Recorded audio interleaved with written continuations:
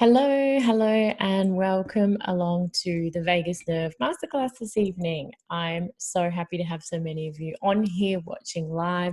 And for those of you who are watching the recording, welcome along as well. So before we get started, if you don't mind just typing a yes into the chat box, if you could hear me, that would be wonderful, just so I know that the audio is working well. Fantastic. And I love to find out where you're tuning in from this evening. So if you feel happy to share where you're watching this from live,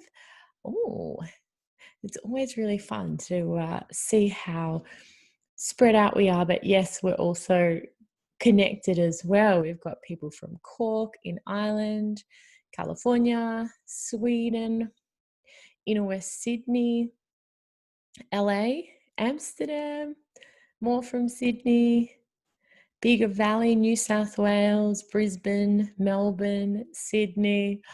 Fantastic. It's great to have you along, and I welcome you along. Portugal, I love Portugal. Porto, yes.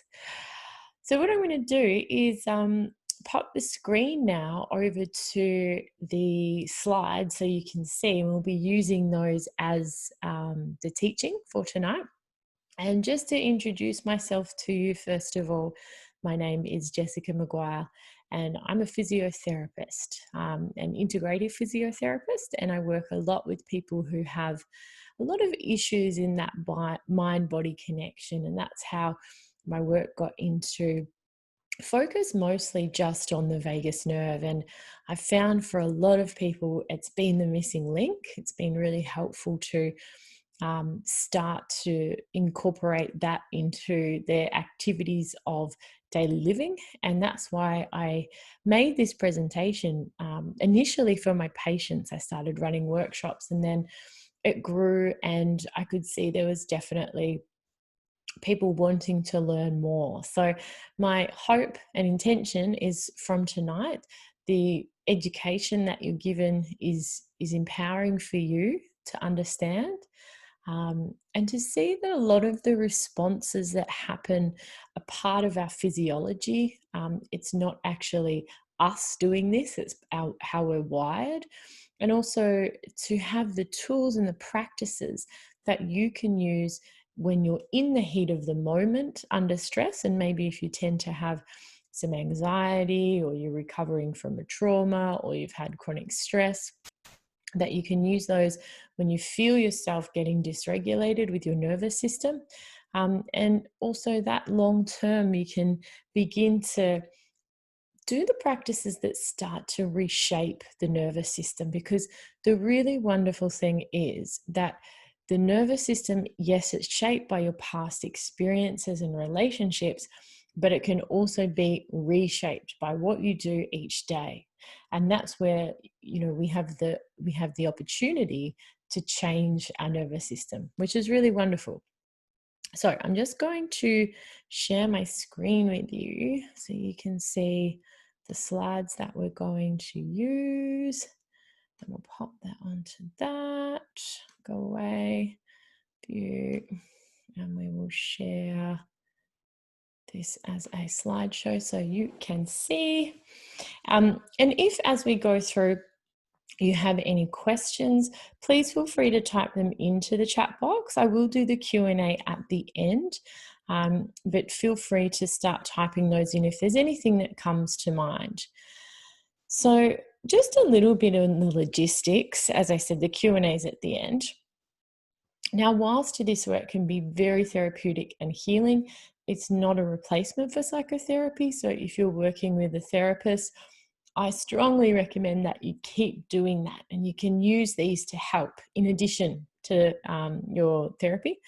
And just as we go through the practices, to honor your body and your nervous system. So if anything feels like it's too much for you, just take a break, because you'll receive an email shortly after this masterclass with the notes, the video, and guided audios.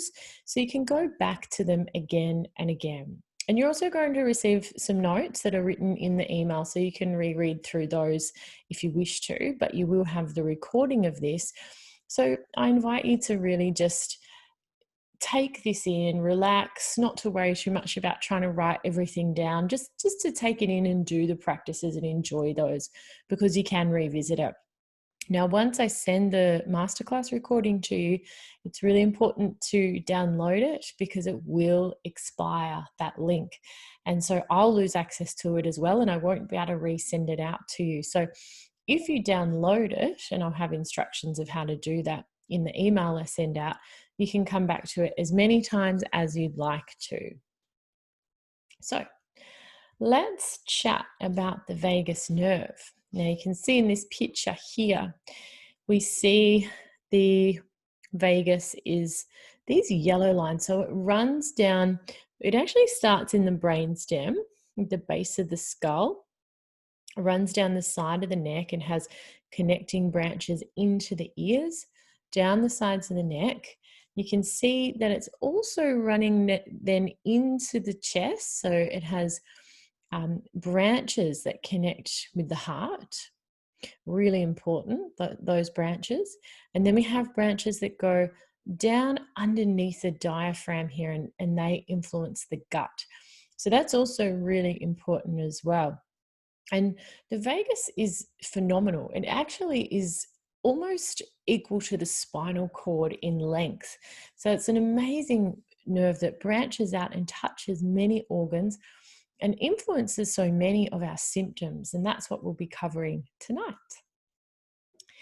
So if you have a little look, this is just seeing a bit closer. You can see from the brainstem here that it's got its branches coming down, and it's going around into to innervate the face. So cranial nerves that innervate the face are really important, as well as into the neck. There's a lot of branches there.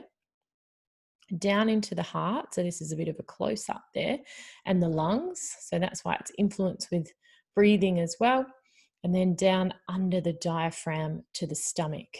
And the amazing part is that most of the fibers are actually running from the body up to the brain.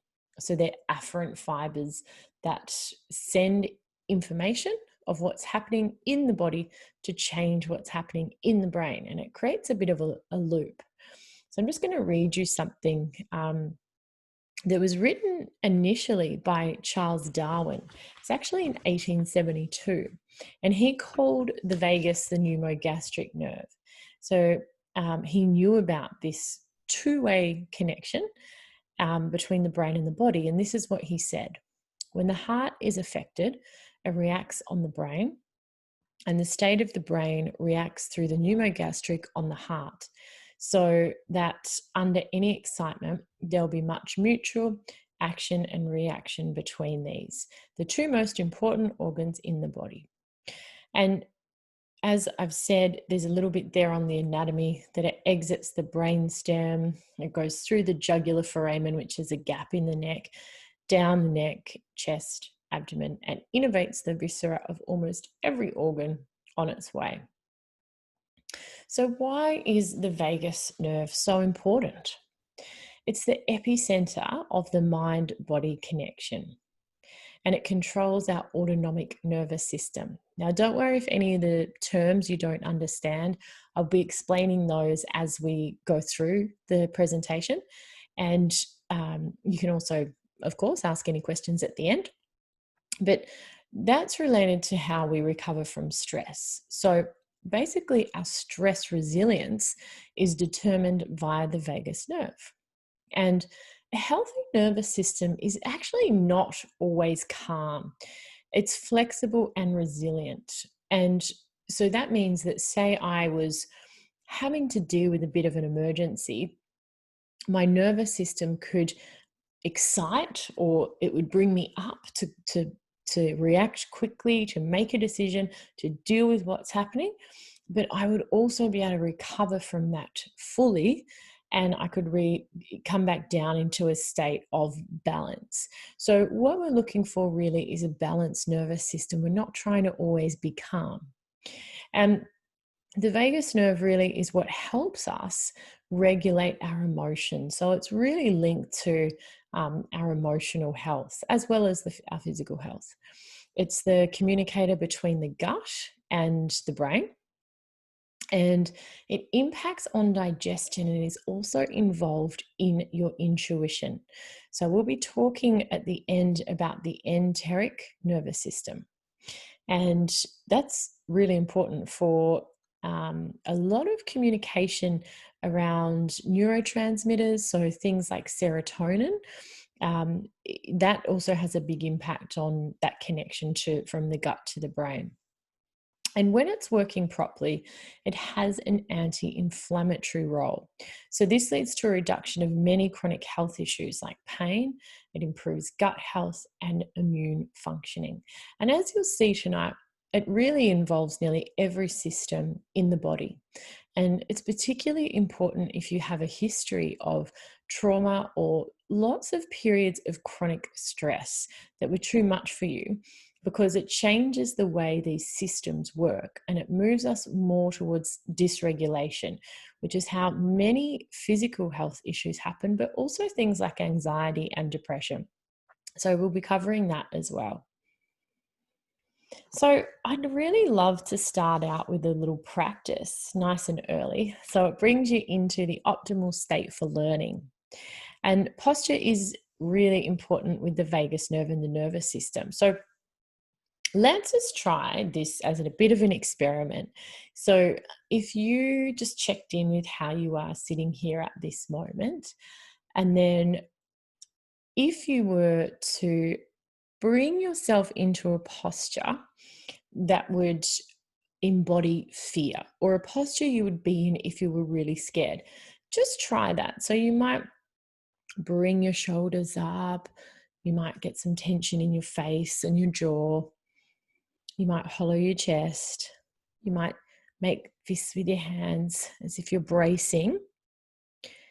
And then notice if it's possible to relax. So for me, I get a bit of anxiety or a sense of, oh, something's not quite right when I'm in this posture, because the body is feeding into the brain. And most of the information that goes into the brain actually originates in the body. So just let the shoulders relax back down and shake that off now.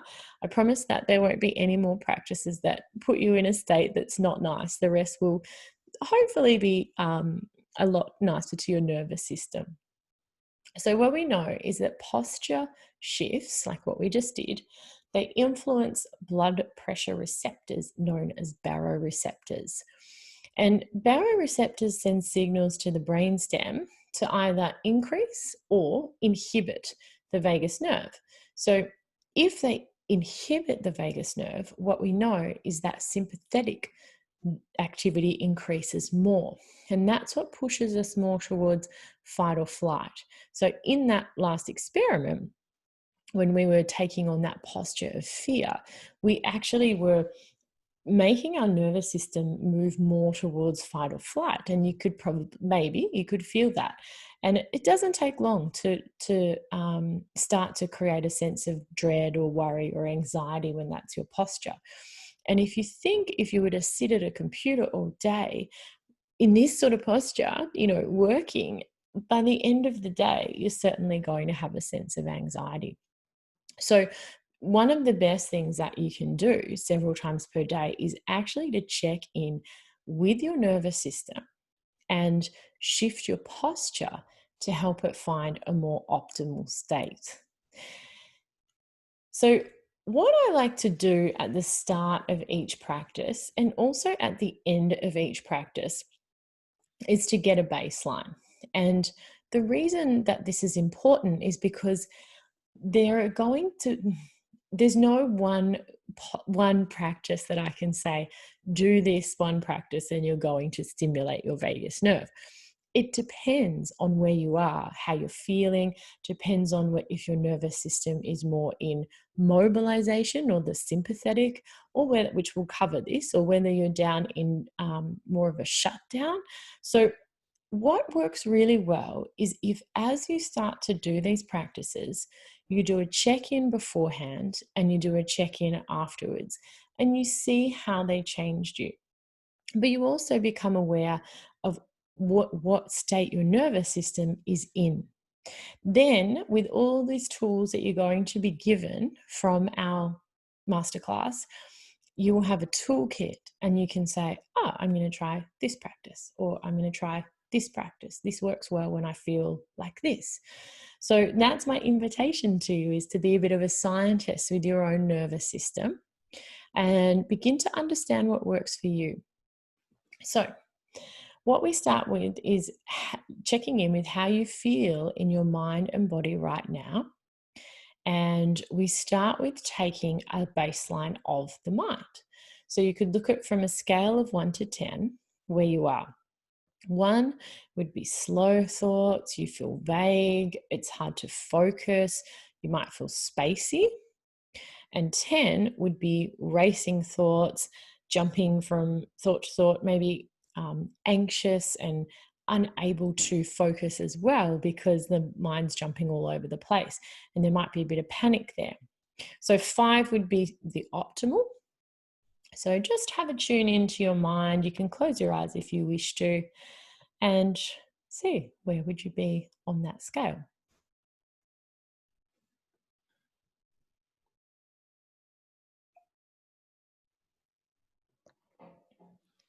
And then if we tune into the body, we can do the same thing.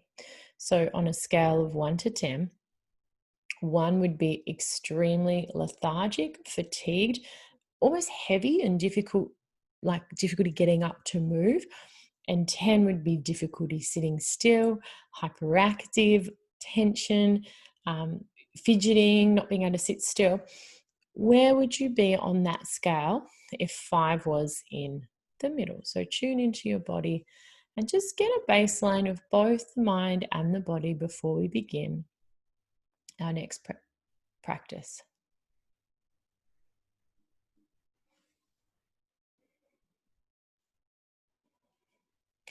So I'm just going to give you a little taste of the posture practice. In your video that you're going to receive, you can take your time and go through this slower if you wish to. It's all recorded in the video. I've got a lot to cover with this masterclass, so I'm not going to spend a long time on each practice. We'll just go through them and do our best to work on them that way. So just allowing the feet to be flat on the floor, and if your legs are crossed, you might like to uncross them. And then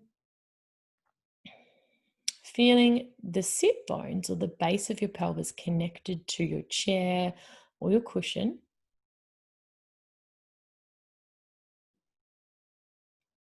And then see if you could lengthen slightly from the tailbone. So you're actually growing a little bit taller from the tailbone.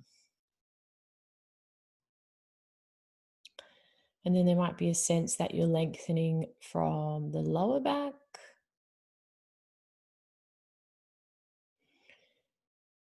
the mid back, and the upper back.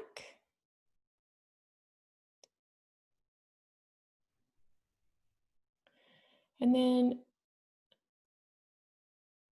just think about lengthening through the center of your neck, just slightly.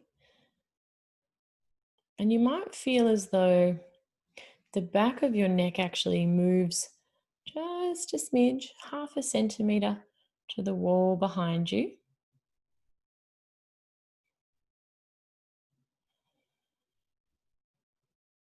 Just noticing if that changes anything with the mind and the body from your baseline. Then ever so slightly lengthening from the crown of the head to the ceiling.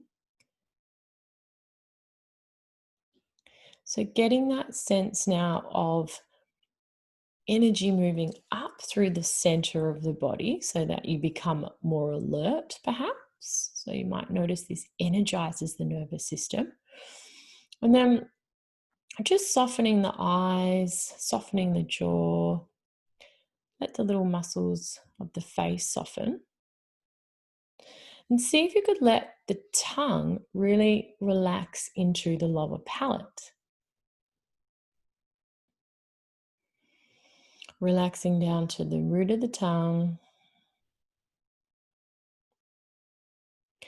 And then feeling that sense going down the back of the neck, particularly the base of the skull. Just see if you get a sense of softening there.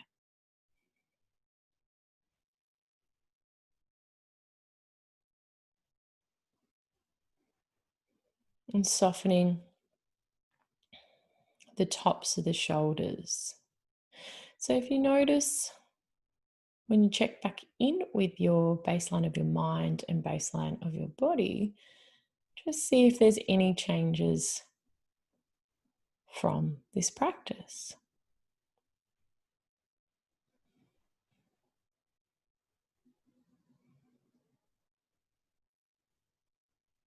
And that area at the base of the skull where we know the vagus originates, you might just place one hand gently on that area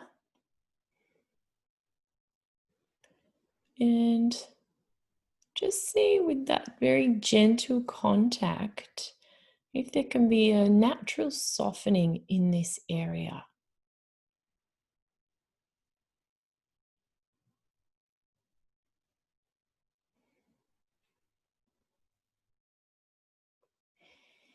And relaxing the hand back down. So when you're ready, slowly bringing yourself to orientate back to the room. Now, on your video for this practice, there's a little massage exercise that you can use where you actually release the muscles that go over the vagus. And that's a really nice one if you do feel like you're holding a lot of tension through the sides of the neck and the base of the skull. Um, it's it's definitely an area that we want to look at because constriction in this area can be associated with what we call hypervigilance and guarding, which is where we have a little bit of bracing, like we think something's going to go wrong and we need to be on alert. So, by learning to undo that tension there, we can send that message to the nervous system to stimulate the vagus nerve, and it will actually relax our nervous system and we'll feel a lot better. So, in this area, there's an interaction with other regions of the brain as well. And it really involves how we respond when we feel under threat and how we relax and how we learn. So, an important area of our body. Okay, moving on to vagal tone. So, just like a muscle, when the vagus nerve is working well, we say that it has good tone and we call it vagal tone. So, good vagal tone means that the vagus nerve is working well. And vagal tone is a key biological correlate of psychological well-being. And it's especially important in our ability to bounce back after stress. So, if we can recover fully from a stressful event, provided that that stress is not too high, we actually build resilience. Our nervous system becomes more adaptable.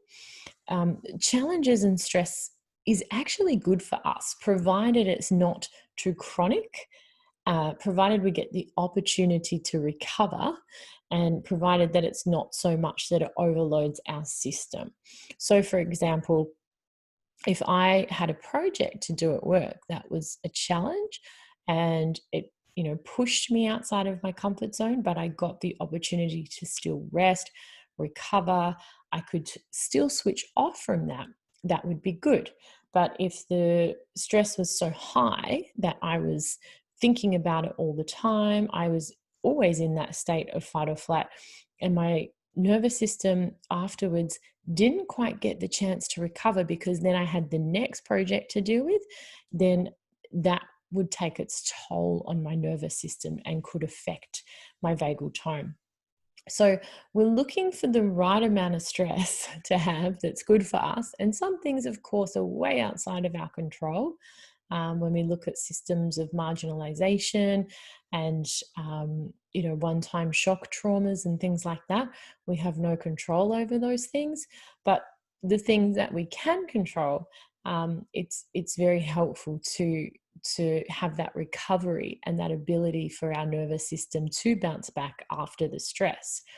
So when we talk about low vagal tone, some signs of that can be anxiety, emotional overwhelm, or having difficulty switching off, depression, feeling stuck, flat, or lacking motivation, digestive issues such as IBS, SIBO, pain, constipation, or bloating, chronic pain, aches, or muscle tension, autoimmune issues such as rheumatoid arthritis, insomnia, long-term fatigue, and chronic inflammation. So often when we've gone through periods of stress, or we're overworking, overdoing, overgiving, these symptoms of dysregulation start to show up. So it might be, say, for autoimmune issues, it could be eczema or psoriasis. It could be those niggly digestive issues. It could be pain in that old injury.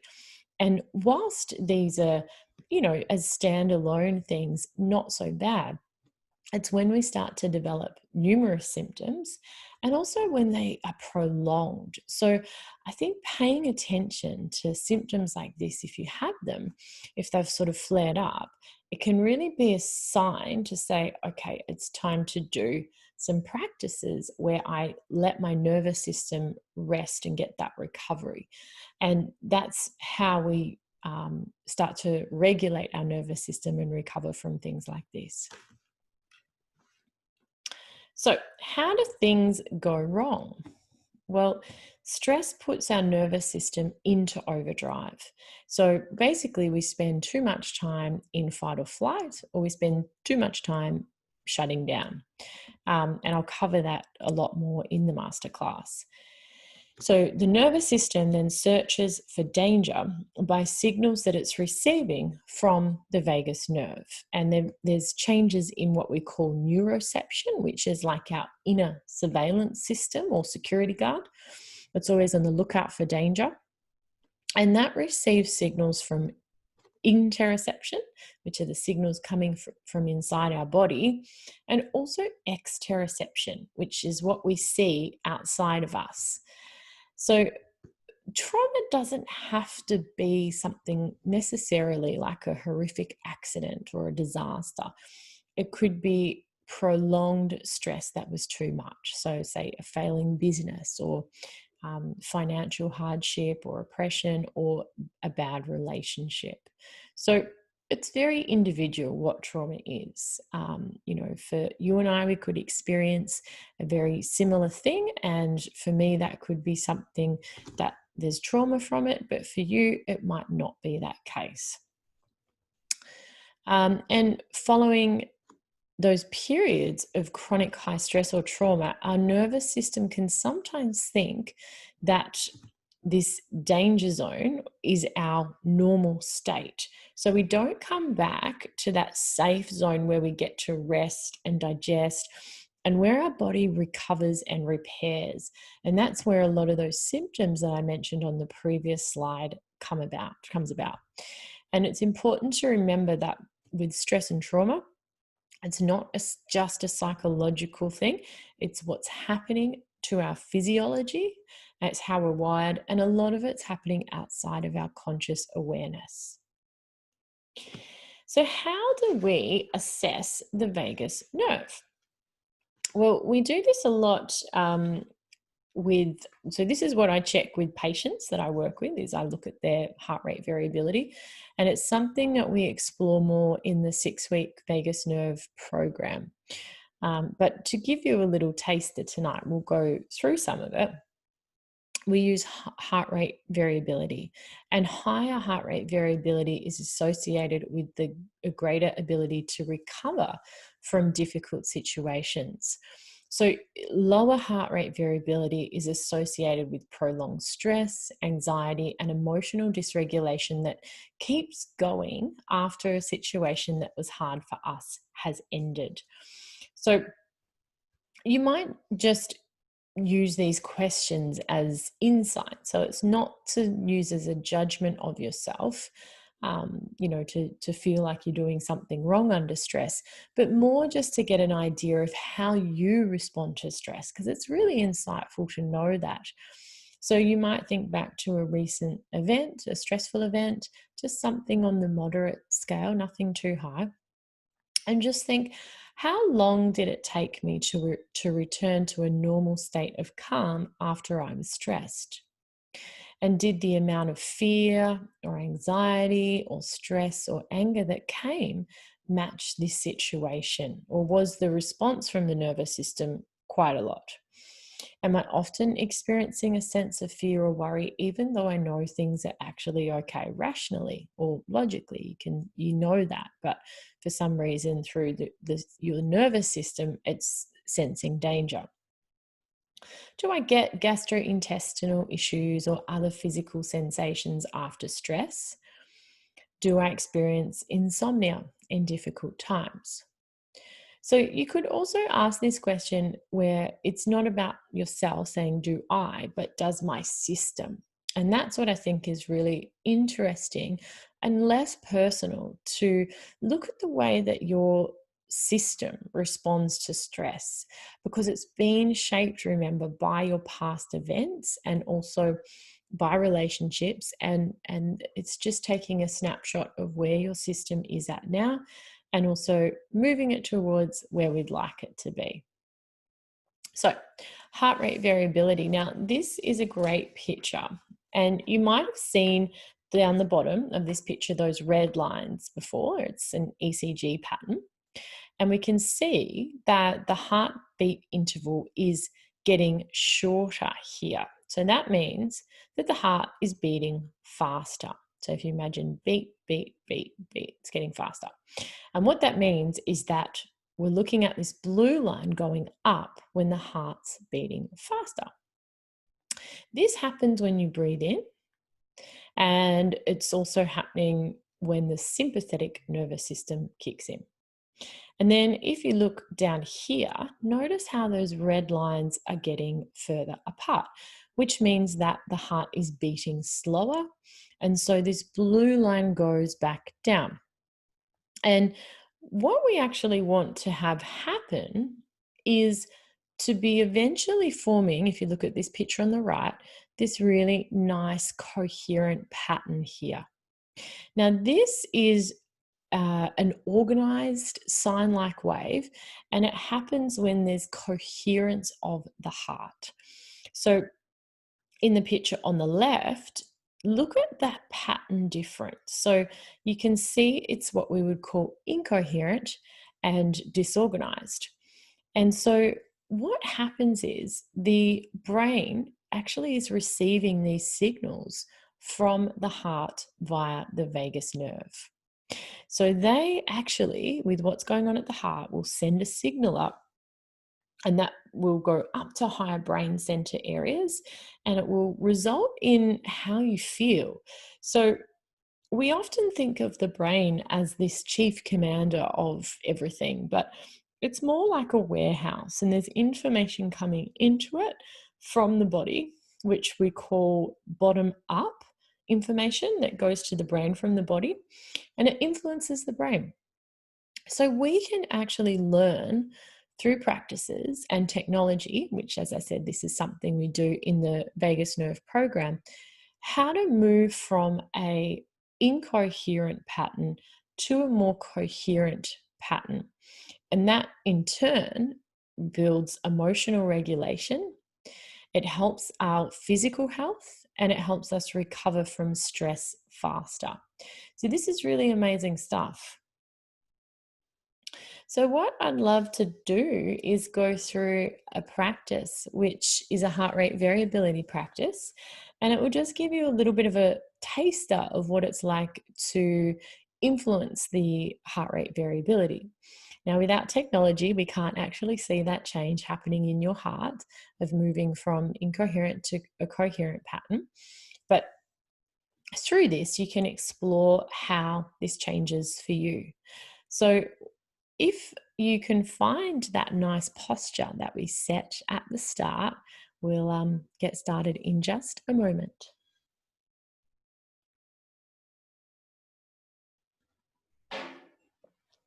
Okay, so if you found that nice posture with the feet on the floor, lengthening through the spine, the back of the neck, and that softening at the base of the skull. And if you wish to, you can close your eyes for this practice, and that will help your awareness to come inwards a little bit.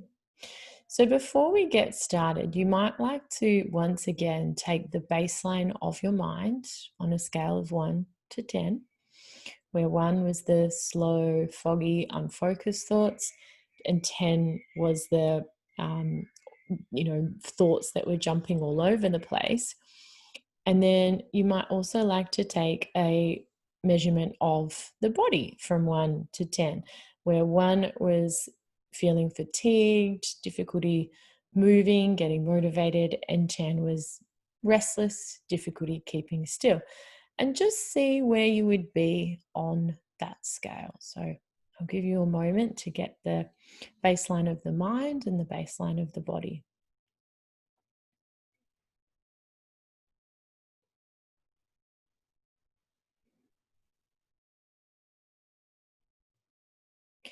And then just bringing the awareness to the breath.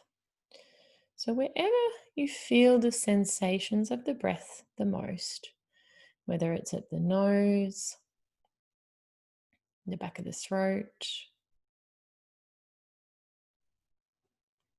the chest, or the belly, just rest your awareness there and see if for a moment you could let the body breathe on its own. So you're not trying to control the breath in any way if you can help it.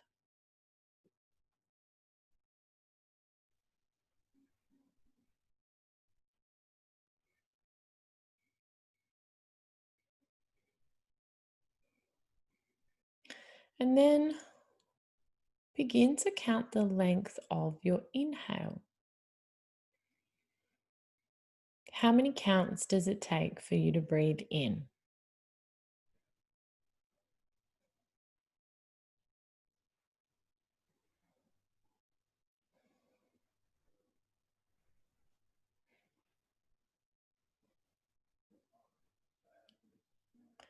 And then beginning to count the length of your exhale.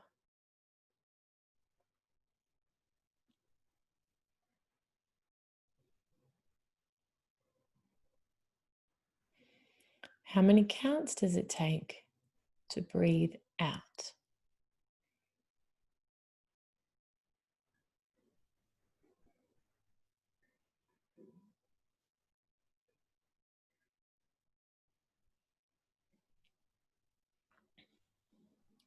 And then just notice which is longer today, your inhale or your exhale.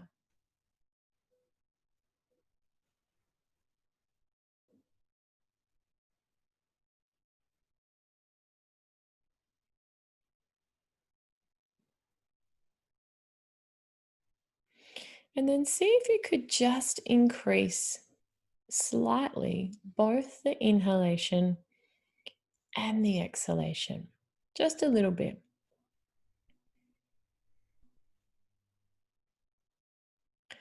And we're not trying to create any tension in the body when we do this. So staying comfortable is the priority with these exercises.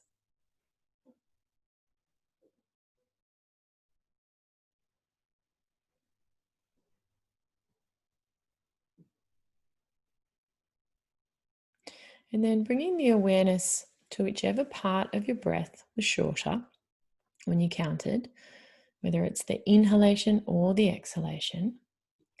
And see if you could lengthen whichever one was shorter by 1 count.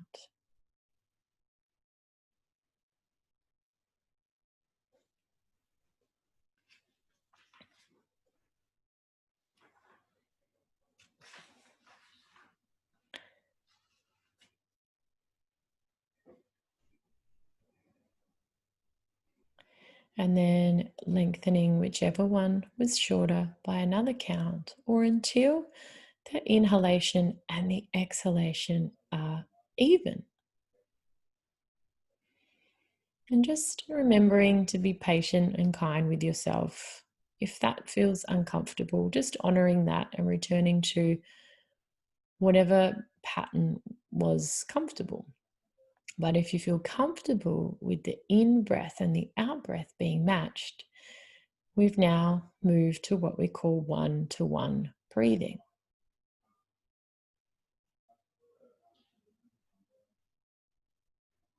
And we'll just stay here for a moment and you can notice what's happening to the baseline of the body and the baseline of the mind when you're in one-to-one breathing.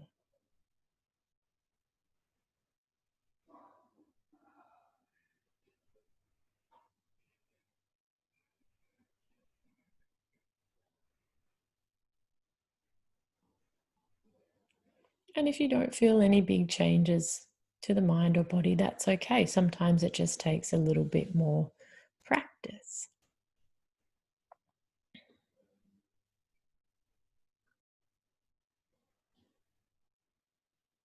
So next, what we're going to do is move into 1-2 breathing. So with 1-2 breathing, we lengthen the exhalation until it becomes twice as long as the inhalation. But we're going to do this slowly. So just following your out breath all the way out. So it's slightly longer. See if you can keep soft through the muscles in the neck, through the jaw. Just staying soft at the diaphragm. Don't want to create any unnecessary tension that will activate the nervous system.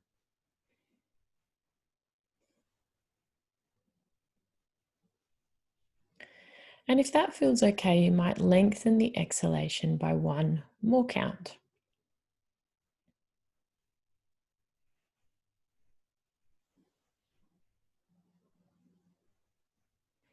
Keeping an awareness of your nervous system, what's happening in both the body and the mind as you move into 1-2 breathing.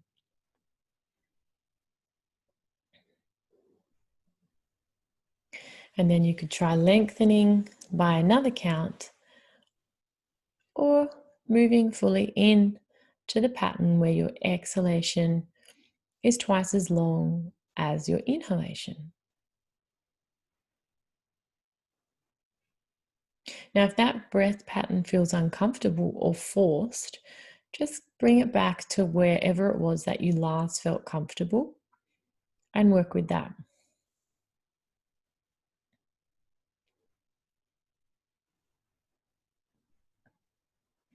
And notice what's happening with the longer exhalation.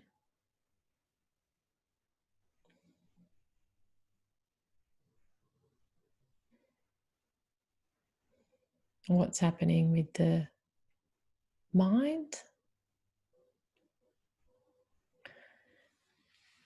And what's happening with the body?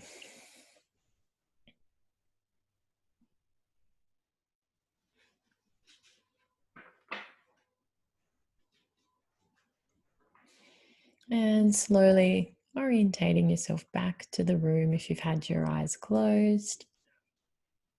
So those two practices are interesting. I found that they've been very different on different days for myself and when I've taught them to other people.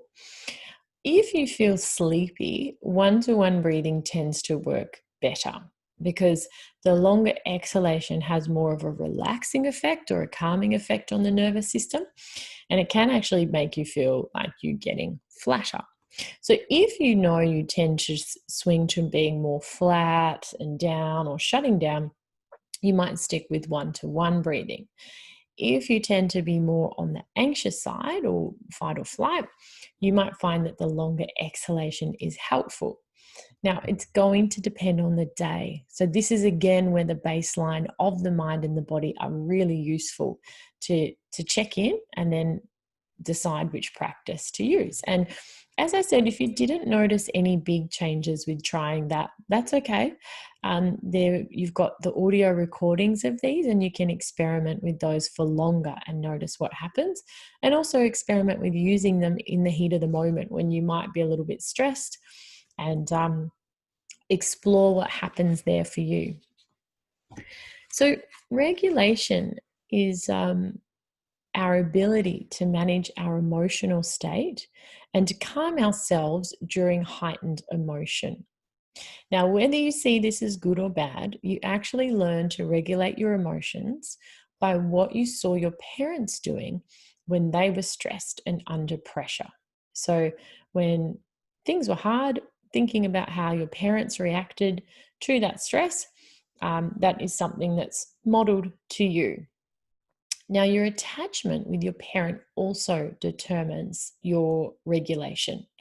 So, what happens when you're a baby and a toddler is you're fully dependent on your parent or your early caregiver to regulate your nervous system. And this happens through what we call co-regulation. So if you think about a baby, it just screams, it doesn't have the social awareness to know if it's polite or not. It just wants its needs met. And so it needs the regulation of the parent to soothe its nervous system. And this sets the foundation, because from co-regulation, we move to what we call self-regulation. And self-regulation is really this ability to calm ourselves. And what we know is that when our capacity for self-regulation increases, when we're faced with stress, we're less likely to move into those patterns of fight, flight, or freeze. So let's say, for example, I was going to give this presentation and I was feeling really nervous.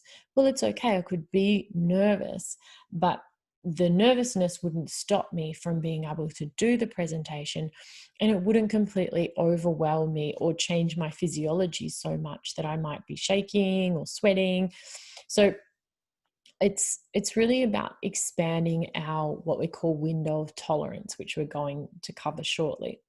And even though it can be disheartening if we know that we didn't receive the co-regulation that we needed, we can relearn this. So we can change how our nervous system responds thanks to neuroplasticity.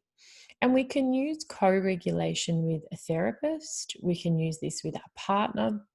But once we are around somebody who is regulated or in what we call their ventral vagal state, we'll cover that soon, our nervous system actually resonates with that person's and will begin to calm down our physiology. So we can relearn it's that pattern of moving from co-regulation to self-regulation. And this can be really important following trauma as well, if our nervous system is responding differently to stress. So when we talk about interoception, which I mentioned to you briefly before, interoception is the process by which we notice our internal state. So that's our emotions, hunger, pain, digestion. And some refer to this as our sixth sense or our gut instinct. So the enteric nervous system, which is called the belly brain, or the second brain, which is in our gut, is one of the loudest. And the enteric nervous system can actually be compared to the size of a cat's brain in the number of neurons it has, which I just think is so amazing that we have this brain down there sending signals. And if we learn to tune into it, we can actually use it to help us.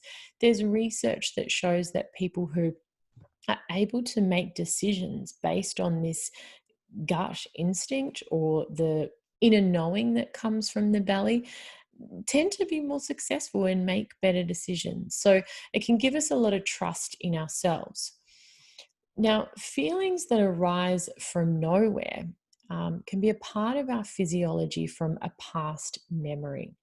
So what can happen is that a trigger can be where our old uh, situations in the past that were really hard for us, our nervous system or that inner surveillance system that's looking for danger may say, this situation is just like before. And it sends out these signals from our body that are very loud, and it can be really overwhelming to feel those sensations. So, what we want to learn to do is to differentiate between an old hurt that's triggering us and our gut instinct guiding us, because that will really benefit our entire being.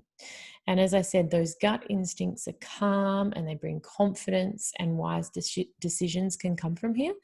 But triggers evoke fear and are overwhelming or strong emotions. So when we get triggered, it's important to remember that this is happening below the level of conscious awareness. So it is our nervous system sending signals. It's not us consciously making a choice to be this reactive. And I think it's important to understand that when this happens, we can feel a sense of shame that there's something wrong with us or it's our fault.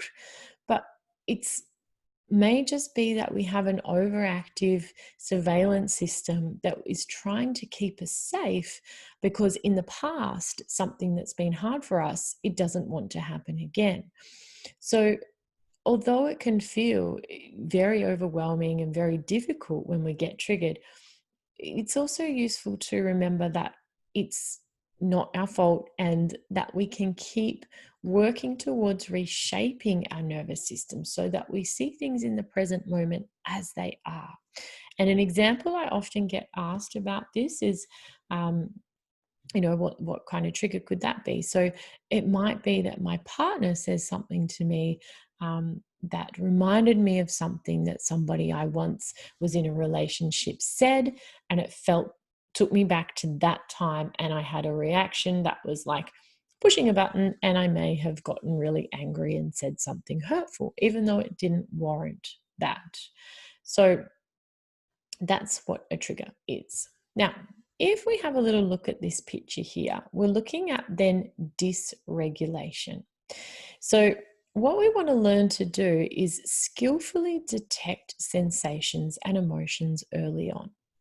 So let's say, if we have a look at this black line here, we took me being nervous about giving this presentation, I would have some activation of my nervous system. So it would come up here. So that would be from the sympathetic nervous system. But if I had learned to, okay, there's that nervousness, I'll let that be there, and then it slowly started to calm back down again. This would be the parasympathetic nervous system slowing down my nervous system. And I might move up and down through the day with different stresses and worries. But if you have a look at this section here, we stay inside what we call the window of tolerance. That is where my emotions go up and down, my nervous system goes up and down throughout the day, but I don't swing to these extreme highs or extreme lows. Now, sometimes following trauma and chronic stress, or when we're going through periods that are difficult, or like I said, it could be just a trigger that is something somebody said that reminded me of something from my past, that stress can hit and it can drive my nervous system to swing up here to what we call hyperarousal.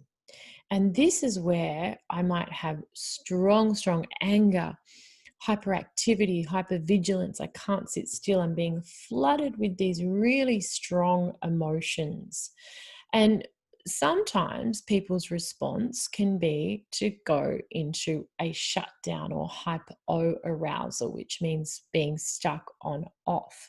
So from here, it can feel like a numbness, shutting down, depression, disconnection, exhaustion, and numbness. And when we swing between these high highs and low lows, it's very difficult for us. It affects our health, it affects our energy levels. We feel such strong waves of emotion. And it it takes its toll on our relationships as well. So we want to learn how to be with our emotions and not swing into those states, or if we do, to come out of them. Now, this is in times of stress. So, if I did get stressed and I moved into a bit of a panic, and there was something to deal with, like say I came across a car accident and I was the first one on the scene, of course my nervous system is going to activate like this. That's a healthy response. But what we want to happen is that our nervous system comes back inside the window of tolerance in time, and that we make a full recovery from that. So when we look at interoception, it helps us to detect our sensations that are going on inside of us nice and early. And then we tend to be able to stay inside this window of tolerance. But we also want to improve our interoception, and there's a few ways we can do that. So one of the exercises I've got to put in the video is, or I have put in the video, I should say, the ball to the belly. There's a sensory awareness, or we're doing sensory awareness practices, some somatic meditation. Mindfulness where we're in the body is good. Mindful movement with a core focus, and self-compassion practices all help. So what I'd really love to do now is a practice that is an interoceptive practice, but it also is one that you can use in the heat of the moment if you notice that you're getting those fluctuations in the day. And you can learn to attend to what those sensations are so that they don't build right up into strong anxiety or strong shutting down. So once again, if you want to find that nice posture that we set at the start of the class,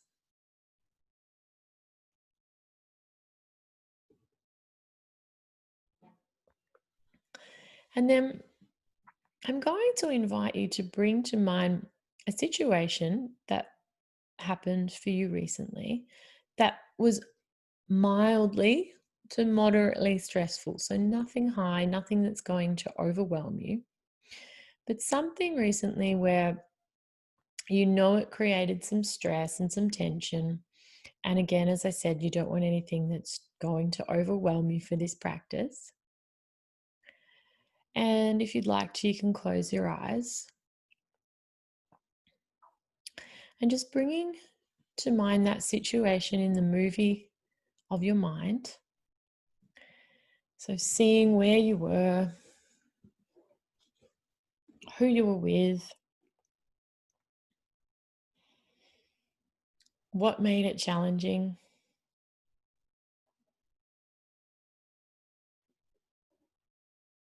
and just pausing on the scene in the movie of your mind. And then as you pause, can you now bring your awareness down into the body? So you're scanning through the throat, through the chest,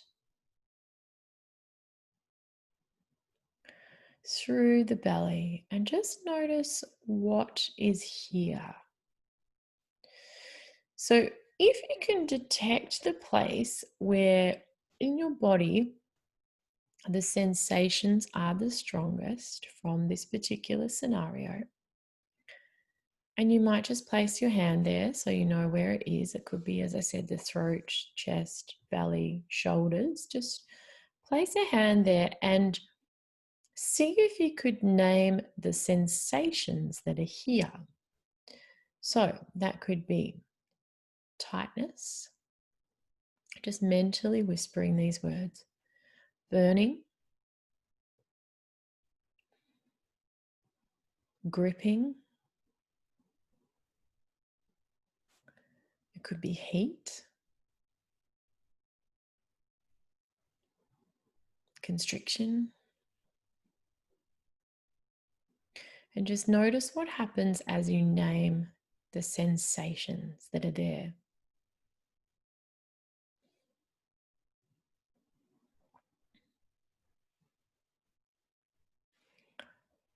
And then you could, if there's emotions, you could try naming those too and notice what happens when you mentally whisper. So it might be fear, vulnerability, anger.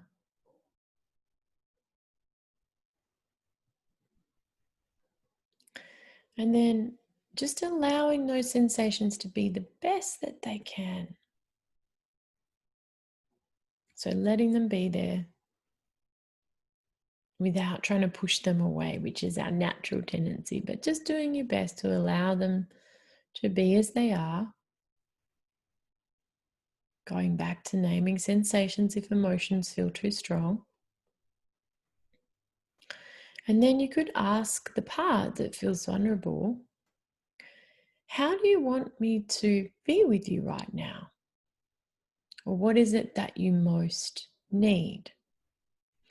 So you might think of this place as a small child or someone that's feeling vulnerable, and you're going to bring kindness to it or whatever it is that it's asking for from the most wisest part of yourself. And just see if you could bring to that place what it most needs. You might try asking this place, what is it that you most need?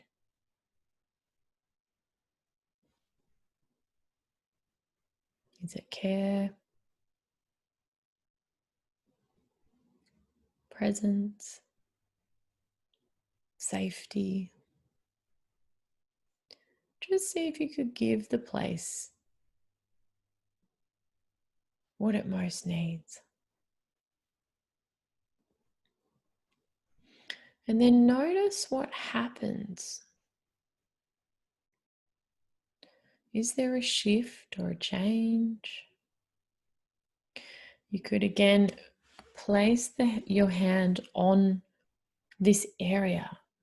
So touch, it's very good for the nervous system.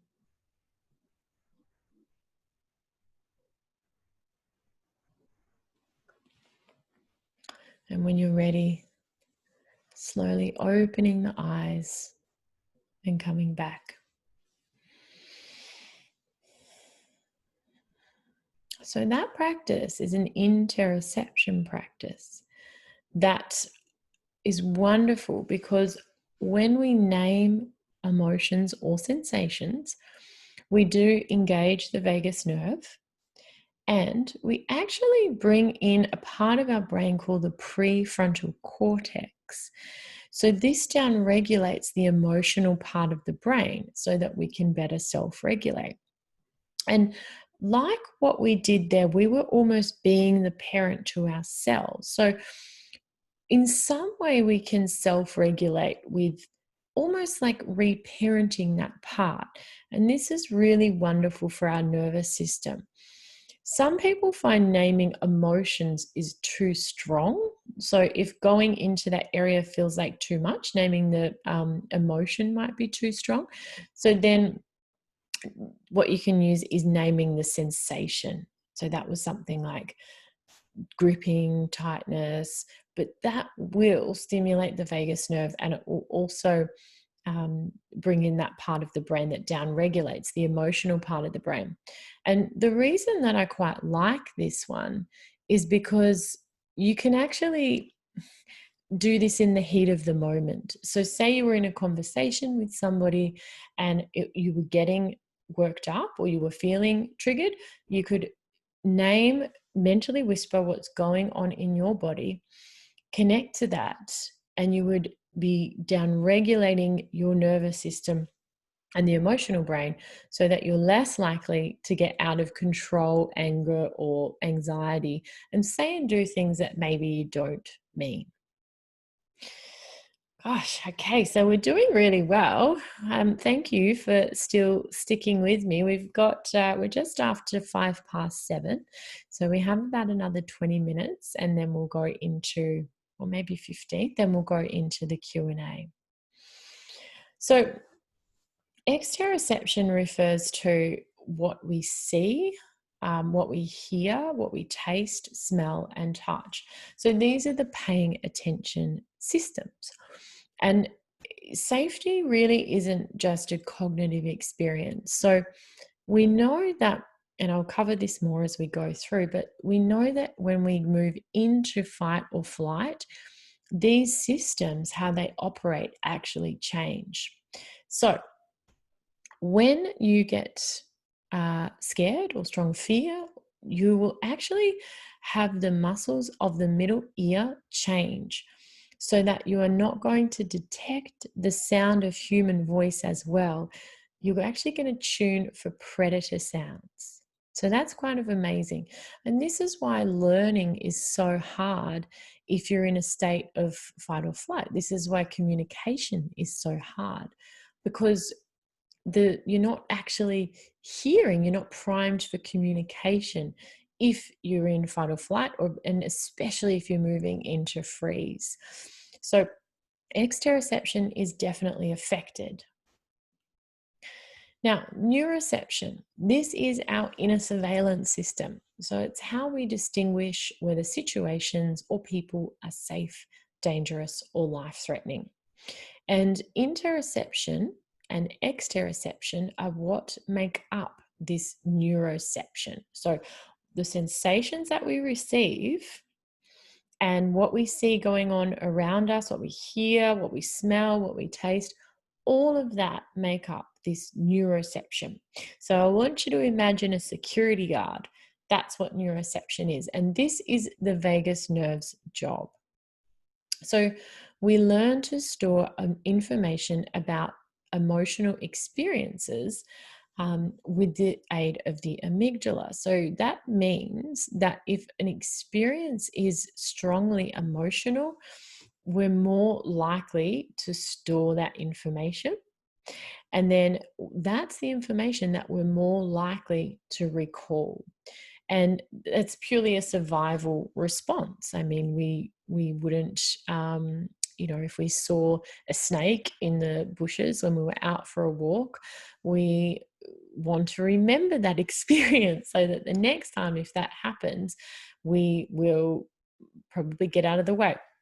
So it's a survival mechanism, but it can actually affect us because our nervous system has a negativity bias. So it will more likely recall the information that was maybe not so nice.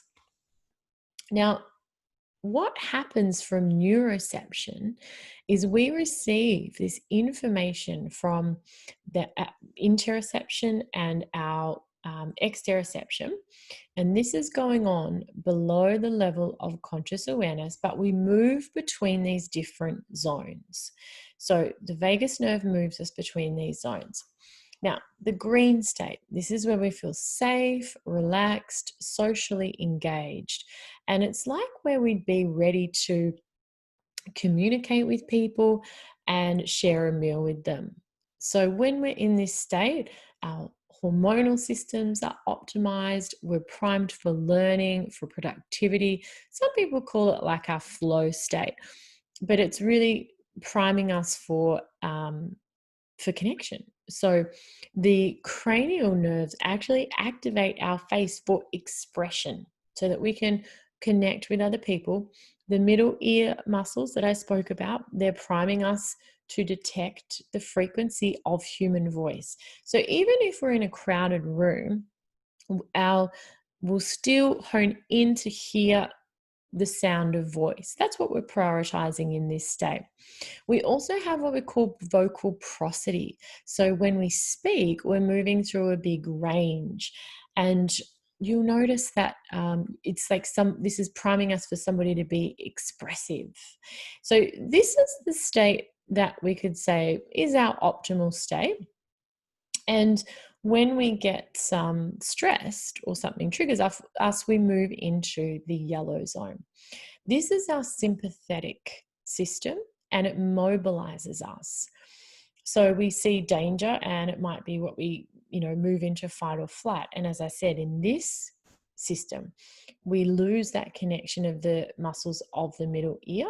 so that we hear the predator sounds, but our face also, we switch off that cranial nerve that activates the face for expression. So we're more likely to appear flat faced. Someone who's stressed and scared and they look a little bit like there's just no expression. And also the voice becomes either quite monotone and just a very small prosody, or it can become a really high pitched almost screech. And that's when you think about people arguing and they go into this system, and that voice, it almost sounds like somebody's being strangled. They're talking really tight through their throat. And that's all to do with the vagus nerve as well. And in this state, our digestion, it's switched off. So the blood is pumped to the arms and legs, getting us ready to run away. If the stress keeps going, we then move into the red zone, which is our freeze response. And this is where we have if the yellow is mobilization, this is immobilization. So it's like, if you saw a lizard and it was freezing and it's moving into that so that you don't see it, well, the red is to do with our reptilian brain that we have. So we actually shut down a little bit, and it's a deer in the headlights. And recently I told the story about the snake, because I was out for a run, and a couple of months ago came across a snake, and it was really interesting that I felt I froze and stopped before I'd actually consciously registered that there was a snake there. So that's a perfect example of how this goes on below the level of conscious awareness, and it caused the freeze response. And so these are not wrong to move between these states. That could have been life-saving. All of these are designed as ways to manage stress. And so what we want, or what healthy people have, is this ability to move between the states with ease. So for example, an athlete is in the state between green and yellow, or they're bouncing between there. If you're in a state of deep meditation and very still and without stress, that would be a combination of the green and red state as well. So in breastfeeding, when women have been going into that very relaxed state, that can be that combination of green and red. And the biological makeup of play is green and yellow together. So I don't want you to think of these zones as being bad or wrong to be in these different states.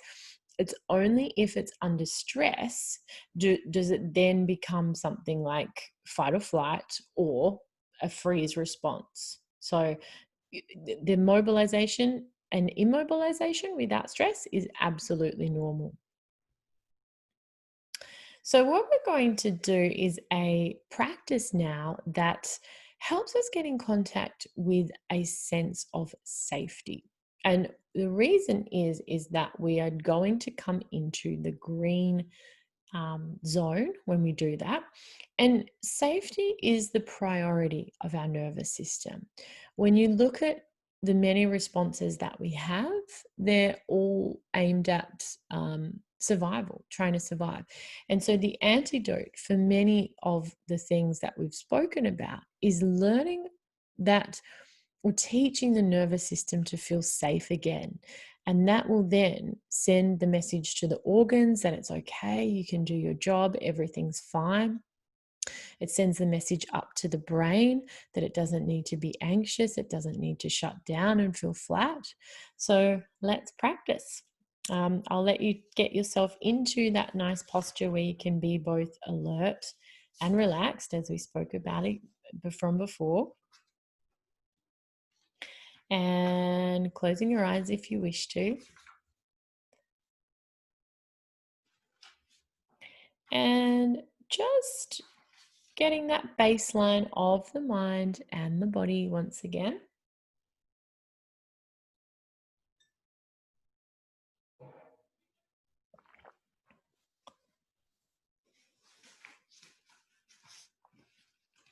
So we spoke about at the start that Most of the information that's coming into the brain originates in the body.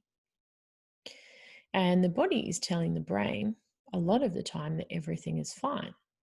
So digestion's occurring, your heart is beating strong, you're not in any agonizing pain, there's no life threatening situation like an animal attacking you.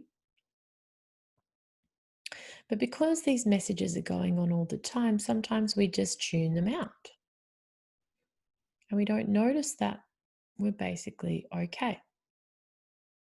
So even if there's worrying thoughts or sadness or hurt, and they can be there, but it's an opportunity to use that felt sense of safety as our practice and teach the nervous system that it can be safe. So, just with your nice posture, softening the eyes, softening the jaw, letting the tongue relax in the root, down to the root, into the neck, softening the shoulders.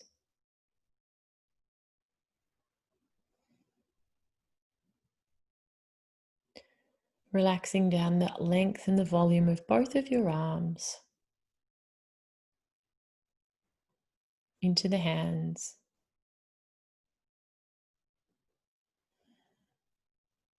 Softening the hands. Just feeling the tingling inside the hands, and then bringing the awareness into the chest, down into the belly. And see if you can find a place in the body where there's a felt sense of safety. So it might be the belly. You might just experiment with that first.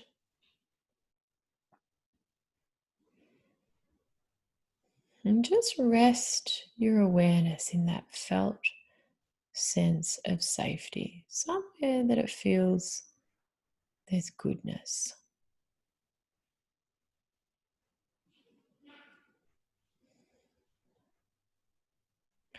And if you don't feel that in the belly, you might try another place like the hands.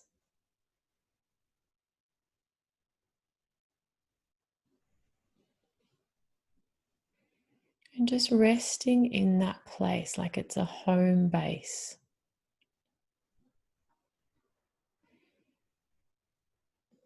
Noticing the sensations in this area. And if there's any unnecessary anxiety that you could let go of or easily shed, you might just do that. It's okay if there's something that wants to remain, but if there's something that you could easily let go of, just try that and then come back to your home base. Resting once again in the felt sense of safety.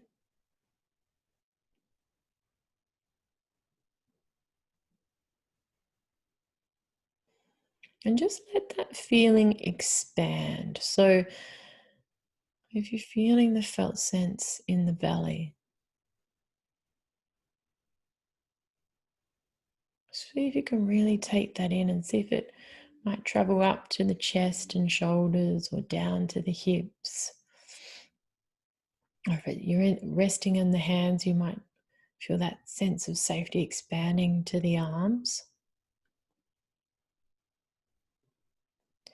And once again, if there's any unnecessary tension you can let go of easily, or any anxiety that you could shed, you might just try that.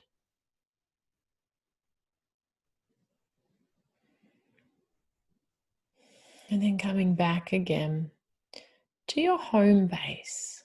So that felt sense of safety. And really take that in.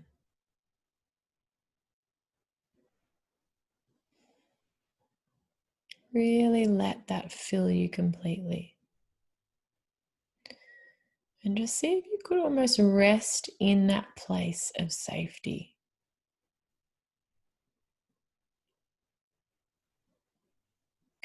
Knowing that you're held, just resting back into that feeling of safety.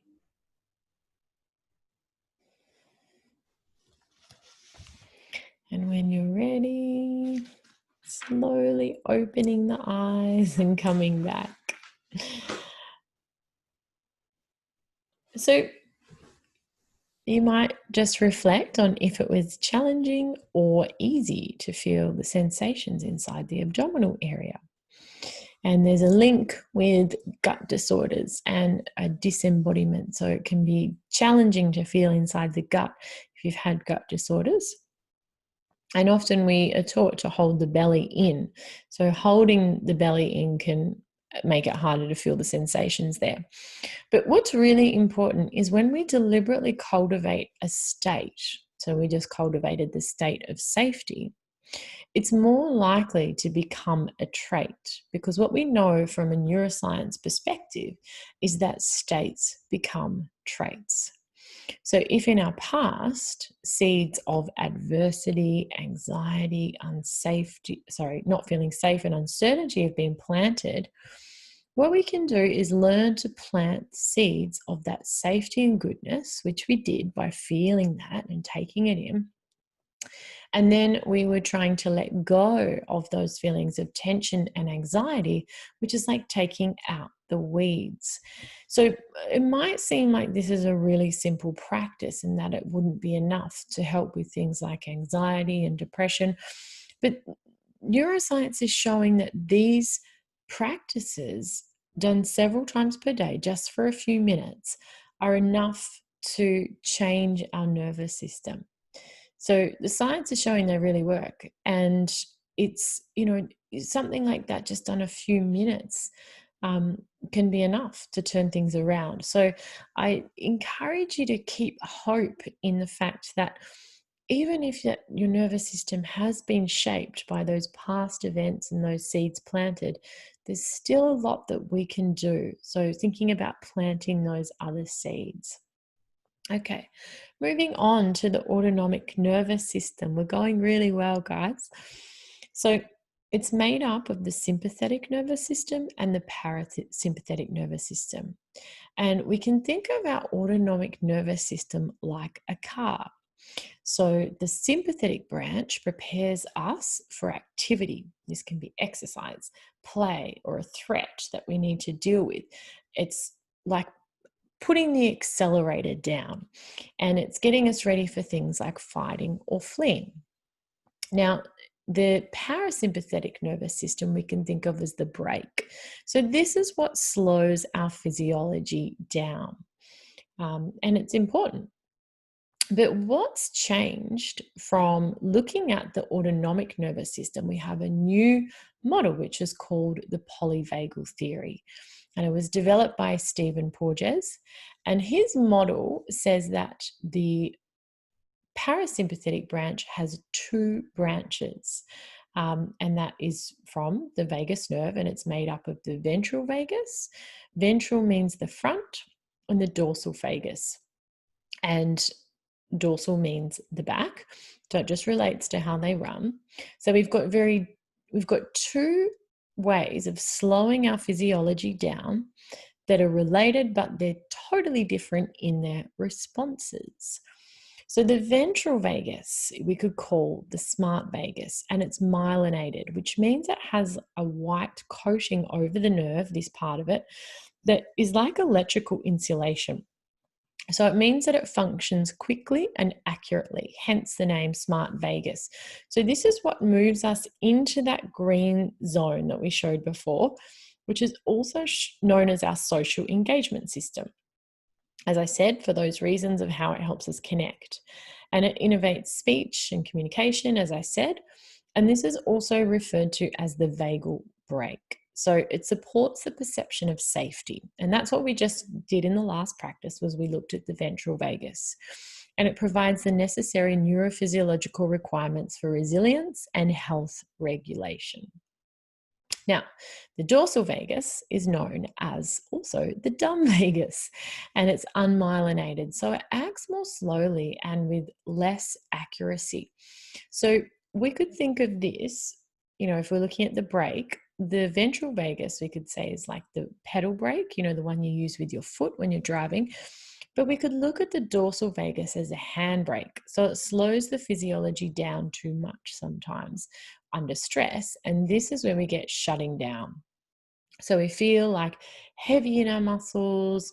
We might slump or drop or feel like we're going to faint. And the blood drains from the face and we look a bit like a deer in the headlights. So this can happen if we've had a history of, trauma, and there may not actually be danger that warrants this response, but it overshoots. So after this happens, we can feel flat and depressed. So for example, if you have a conflict and then, you quite have a lot of charge in your nervous system, and then the dorsal comes in to try and calm things down, but that overshoot can leave you feeling flat. So if we had a look back to this picture, and if I was up here, it would be the dorsal vagus that brought me down here. So you can see it was too much slowing down.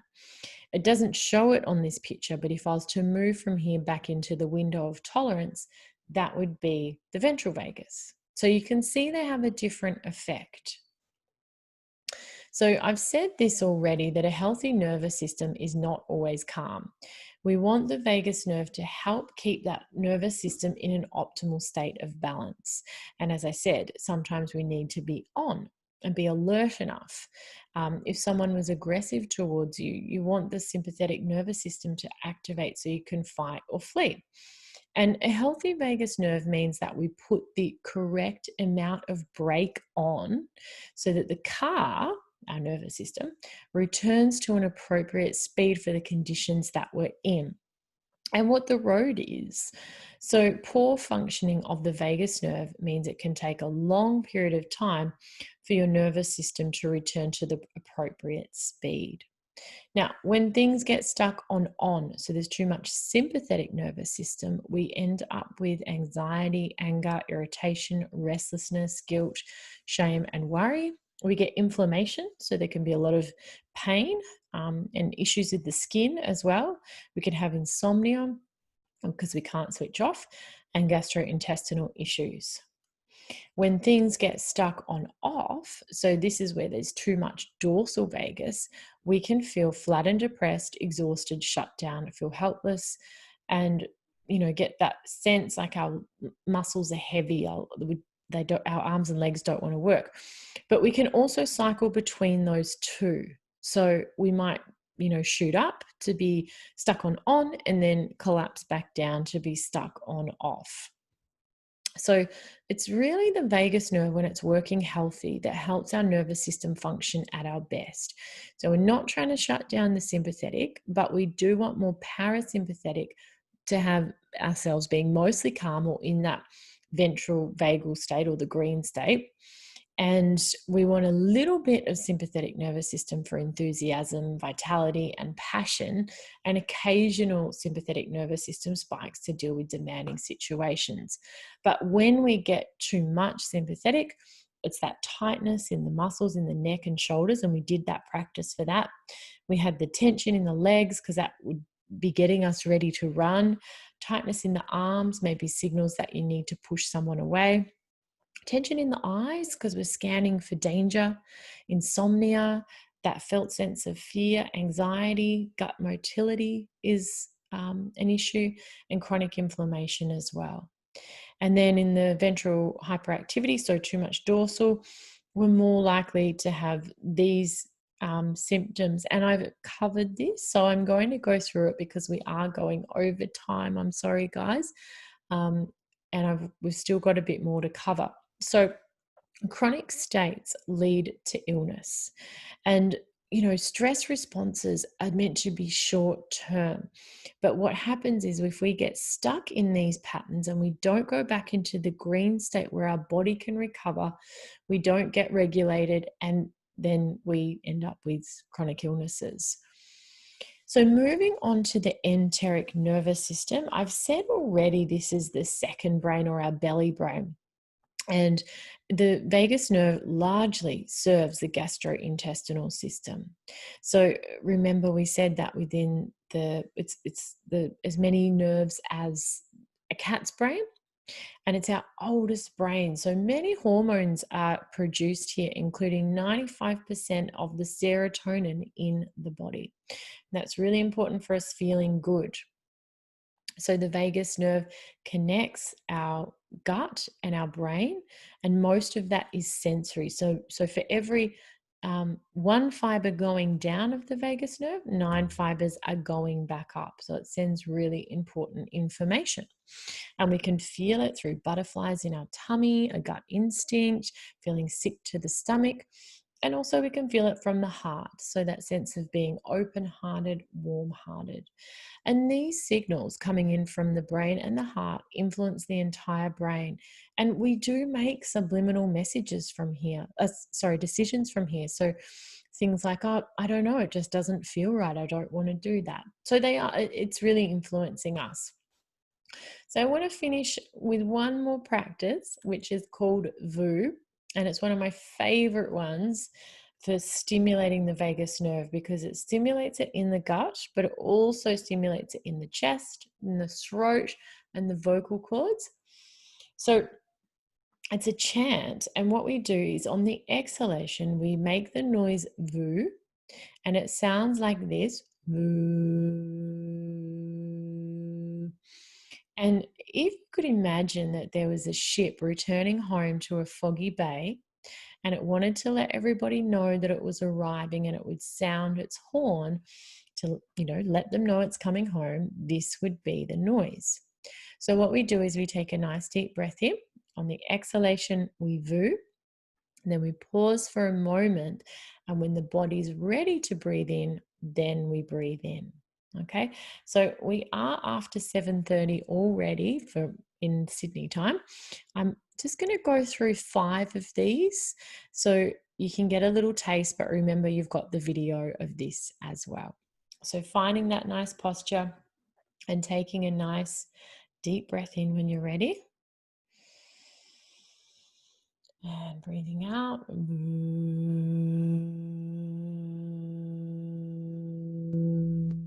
Pause, let the body breathe in when it's ready. Nice and low from the belly.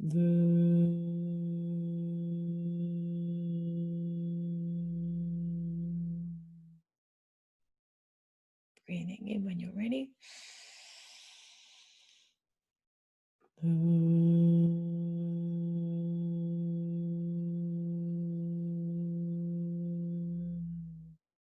Breath in.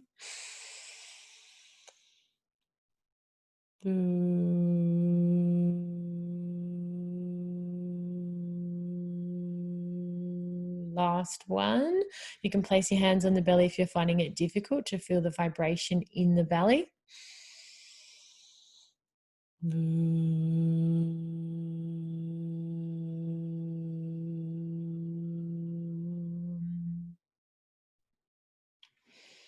So for many people who have difficulty feeling the sensations inside the belly, they usually report that after doing VU, they then can more easily detect them.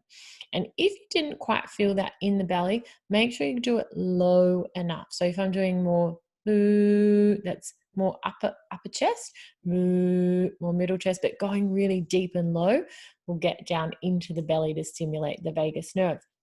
And another exercise that's there is the belly massage, which is in your video. And this is a great way to stimulate it. And you can also use a blanket, which I've got the demonstration in your video for that as well. So moving into Q&A, I'm going to give you a chance to type your questions in. And some of you have been asking me about the vagus nerve program. So I wanted to quickly run through that. It's starting on Monday, July the 20th, and it's 6 weeks. So every Monday, a module goes live in the members area, and you get lifetime access to that. We have a Q&A webinar once a week. So it's in this similar format to answer your specific questions. And if you can't attend live, you can submit your questions on a webinar page and then I'll still answer them for you. So even if you can't attend live, you can get your question answered. We have a Facebook group and you can use that as much or as little as you like. In addition to the 6 modules, there's videos, audios, workbook exercises, printouts, and post-program tips. And we really look at triggers, cultivating resilience. We go much more into self-regulation, but a really big part of it is on the enteric nervous system. So we look at the gut. And also we go into a lot of detail on that heart rate variability, which I showed you, and how you can use technology. The cost is approximately $549 Australian dollars or $333 US dollars, but you will actually get this, what you paid for this masterclass, you'll get as a discount off that. And we also have some scholarships available as well. Okay, so moving on to your questions, let's have a little look. Is there a reason why this would make me feel nervous when I was feeling calm before that from the breathing? Oh, yes. Okay. So for some people, this is naming and the emotions part. Yes. Okay. So we did deliberately activate a stress response. So yes, that would have, when we remembered that situation, so that could really easily do that too, where it creates a stress response for sure. And that's why then you would still continue to feel nervous afterwards. So that makes sense from what you explain. And that's where I'd probably work more with naming the sensations that are there. And you probably just needed a little bit longer to work on that, I would say. And then they probably would have dissipated. Now, if you found that in doing that practice where you brought to mind a situation, perhaps try bringing something to mind that's not quite that intense in stress. And also you could try doing this where you went to a practice of exteroception. So if you feel those sensations coming up, you could then oscillate to, now what can I see? So you might look around the room and then come back to those sensations. Can I speak to the vagus nerve in connection to hormones, especially the menstrual cycle and the emotional roller coaster of PMS? Any tips to calm the system down when it feels like hormones are keeping it in overdrive? Good question. So I get a lot of questions related to women's health things, particularly around PMS and endometriosis as well.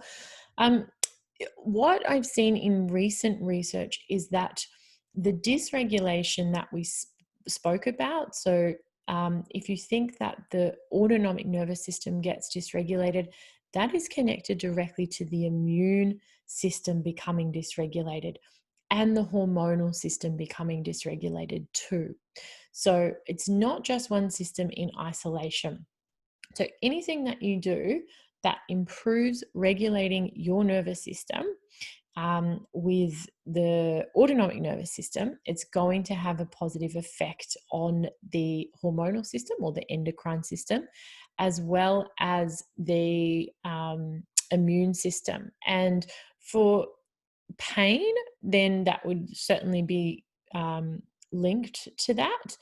In terms of answering your question, if it's specifically an emotional factor to do with PMS, I don't really think that you can say that the vagus is particularly responsible for that. I would just be looking at using any practices that you find that work with you. So really looking into the baseline of your body and mind in that phase and understanding from the tools that you're given what works well. I would also look at doing things that work with the enteric nervous system, because you're going to affect the belly. So for pain and things like that, so you could use the practices like VU as well. So, in the exercise we did, where we remembered a stressful event, I could feel it in my heart and chest. And when I asked the sensation what it needed, I instantly felt like a child again, and it said it was needing to be hugged. This wave of sadness came over me, and I couldn't stop crying. Should I explore that more? What is it telling me? It's a very good question. Um, this is normal to have responses like that.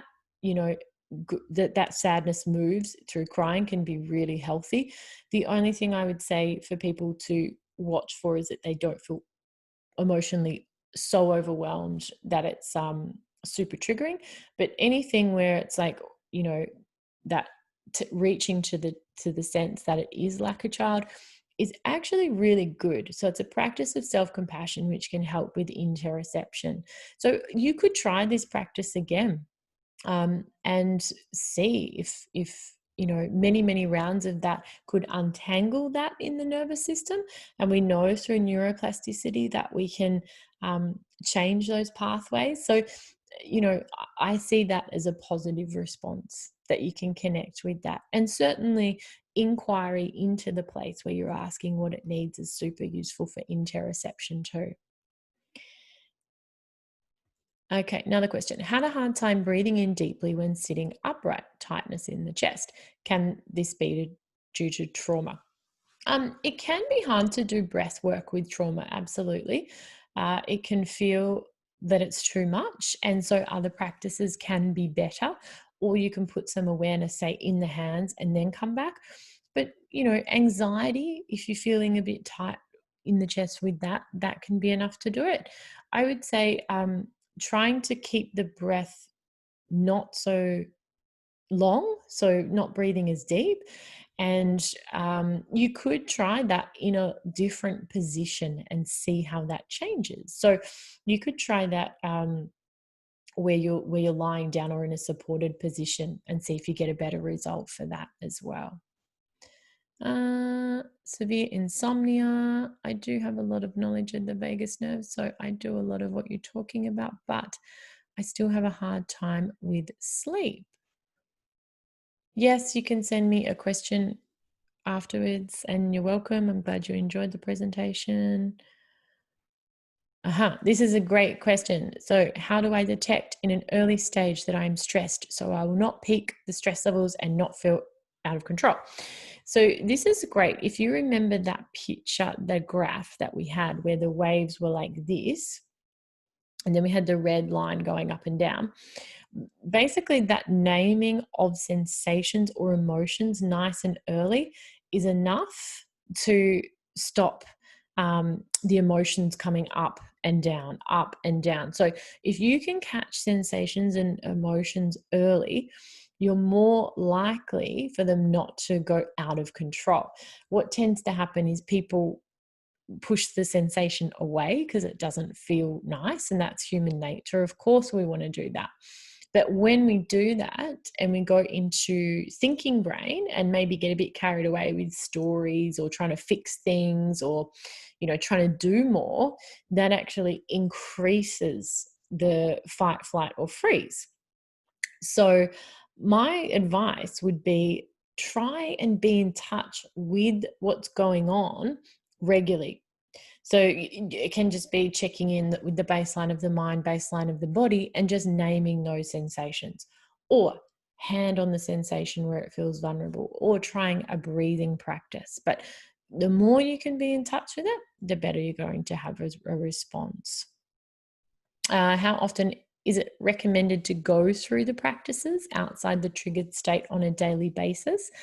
Um, so little bits and often. I'd suggest trying one practice in the morning that might be 5 minutes, 10 minutes, just to set a nice tone for the day. And then, you know, checking in regularly. So you might sort of go like morning tea or lunch, that you have a time there where you do 5 minutes, something in the afternoon, something in the evening as well. But if you can get 3 things in a day of 5 to 10 minutes, that's awesome. And it's actually better than doing what science has shown. It's better than doing one long practice for, say, 30 to 40 minutes. It's better to check in regularly. Can scoliosis affect the vagus nerve? Yes, potentially. It would depend, though. It's on a lot of factors. It can have an effect in the neck, but it depends. Regarding the mind baseline, I feel like I'm at both ends of the scale, foggy and racing mind. Is this normal? It can absolutely be. So the it can also be normal to be foggy in the mind and racing in the body, or vice versa. So when that's happening, sometimes there's a bit of a cycle between the sympathetic and the dorsal shutdown. So that's something that we see a lot. And try doing just what I'd suggest to try is different postures to practice in. So say it's foggy mind and but it also feels like it's racing. See what happens when you relax the body, if the sense of racing goes, and then try the practices. It'd just be an interesting practice, because often that works really well when people feel like their body is like, oh gosh, I can't relax, and they lay down and the mind is, feeling flat. They can slowly bring the mind back up to a better state and the body gets quiet. So I hope that answers that. But yes, it is normal.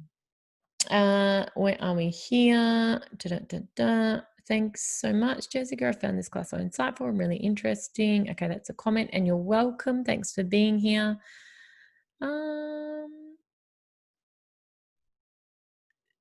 do I apply for scholarships for the upcoming course I talked about? So I will send you a link to the course, and it will have the part in the frequently asked questions where you can apply if you wish to. Could it also be that once you've identified the sensations or emotions, this is to help you to then decide how to deal with them?